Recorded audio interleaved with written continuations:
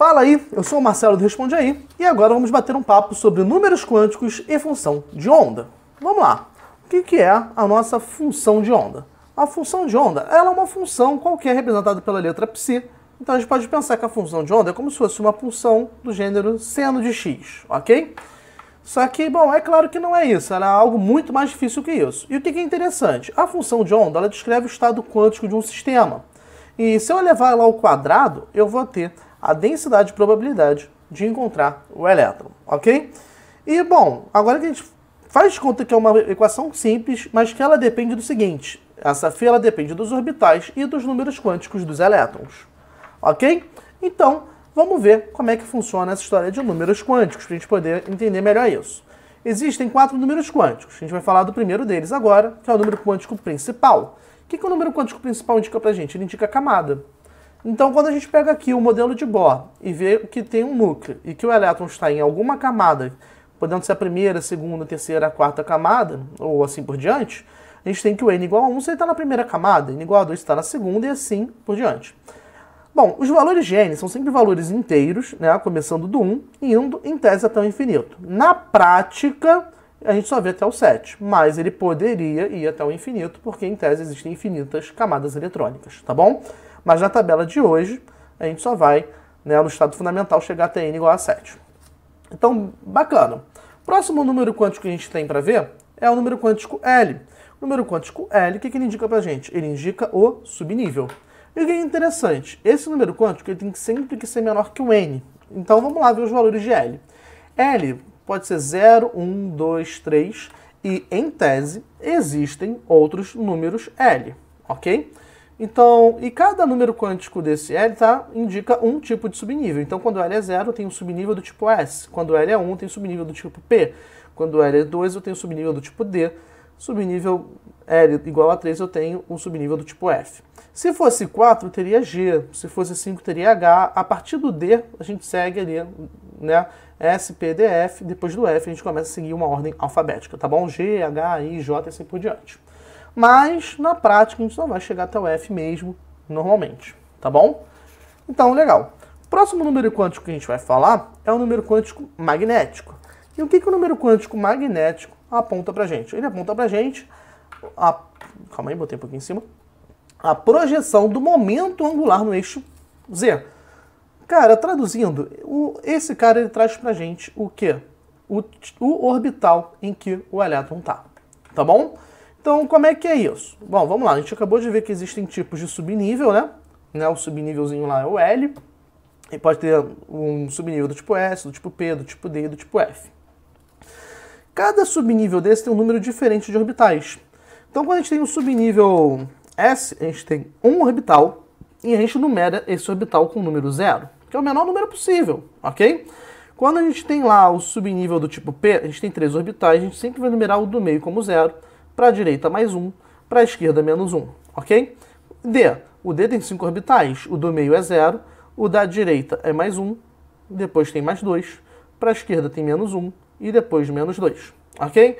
E para o F, o do meio é 0, para a direita mais 1, mais 2 e mais 3, para a esquerda menos 1, menos 2, menos 3, tá bom? Então é assim que a gente numera os orbitais quando a gente está falando do número quântico ml, ok? E uma coisa interessante é que esses números quânticos ml eles vão ser limitados pelo valor do L. Então é o seguinte, o ml ele pode ir de menos L até mais L. Ou, como eu gosto de simplificar essa informação, eu posso dizer que o módulo de ml tem que ser sempre menor ou igual ao valor de L. Beleza? E por último, a gente tem agora o nosso último número quântico, que é o spin. E o spin é um número quântico que ele traz pra gente o quê? A rotação do elétron dentro de um orbital. Ok?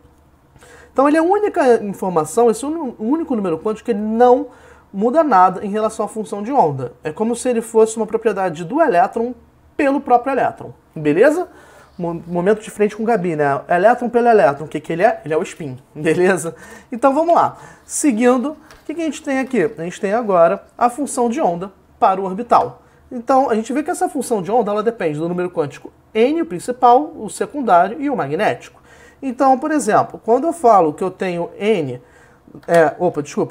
o psi de 2, 1, 0, eu estou falando de um número quântico n igual a 2. Estou falando de L igual a 1. Então eu estou falando o seguinte, estou falando aqui de um orbital do tipo, da segunda camada, do tipo P, e quando eu falo o ml igual a 0, eu já sei que se eu fosse lá caçar nas caixinhas, o P tem 3 caixinhas, né, só tem 3 orbitais, eu estaria falando, né, de um orbital que seria esse aqui, tá bom? Então, beleza. Seguindo com isso, o que a gente vai ver agora? A gente vai ver agora, para a gente finalizar, os nós. Então, o que é um nó? É a região onde a densidade de probabilidade de encontrar o elétron é nula, ou seja, aquela função de onda ao quadrado é igual a 0. E, bom, o total de nós que existe vai ser sempre igual ao número de camadas menos uma unidade. Então, na primeira camada, a gente vai ter 0 nós. Na segunda camada vai ter um nó, e assim por diante. Ok? Mas, como é que funciona essa história de nós? Vamos lá. Indo um pouquinho além, você vai ver que existe superfície nodal e nó radial. Então, vamos ver aqui. Por exemplo, quando eu pego um orbital do tipo 2s, ok? O orbital do tipo 2s, o que a gente vai ter? A gente vai ter aqui um nó radial. O que é um nó radial? Quer dizer que é toda uma região de um determinado R fixo, ok? Onde a densidade de probabilidade de encontrar o elétron é nula. Ou seja, a probabilidade de encontrar o elétron em toda essa regiãozinha aqui em laranja, ok? E aqui dentro também. Só que vai ter uma regiãozinha aqui, onde para um determinado valor de R, né, do raio, para o qual essa densidade é nula, ok? E a mesma coisa aqui para um orbital do tipo P. Quando a gente fala aqui do orbital do tipo P, vamos botar aqui que no orbital do tipo 2P também. Esse orbital do tipo P, ele tem uma região nodal. Só que essa região nodal não depende de um raio, e sim de uma região, de uma superfície. E essa superfície seria essa superfíciezinha aqui, ó, que a gente teria aqui entre uma bolotinha dessa e outra. Então você imagina que é como se tivesse uma folhinha de papel, e aqui nessa região a densidade de probabilidade de encontrar o elétron é nula. Beleza? Então tá bom. E como é que isso funciona? Bom, o total de superfícies nodais vai ser sempre igual ao número quântico L, ok?